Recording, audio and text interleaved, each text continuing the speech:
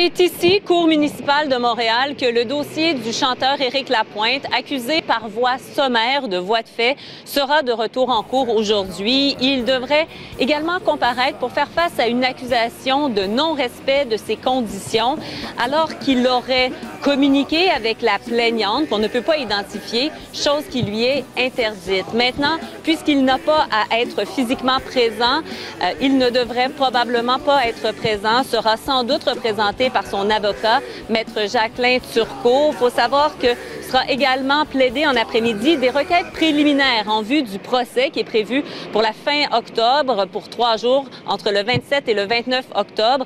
Le Journal de Montréal qui nous indique que l'avocate de la défense devrait demander, entre autres, à ce que son client n'ait pas à être présent pendant le procès comme tel, ce qui est une demande que l'on voit rarement. Je vous invite à entendre là-dessus un avocat criminaliste qui commente.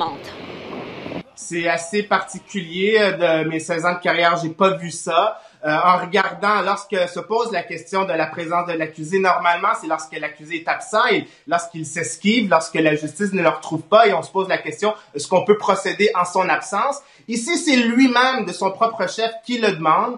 Alors, le juge, lui, doit toujours se demander, est-ce qu'il va y avoir un procès juste et équitable? C'est ça, c'est une préoccupation constante. Ici, ça vient de l'accusé lui-même, qui est représenté par un bon avocat. Alors, la décision a été éclairée. Encore une fois, on est en matière sommaire, ce n'est pas paracriminel, on n'est pas devant un jury, là. On est devant un juge seul en matière sommaire. Alors, c'est intéressant. Je vous rappelle qu'Éric Lapointe est accusé de voies de fait. Selon les faits allégués, le 30 septembre 2019, il fêtait son anniversaire, se serait disputé avec une femme et l'aurait frappé. Il a plaidé non coupable.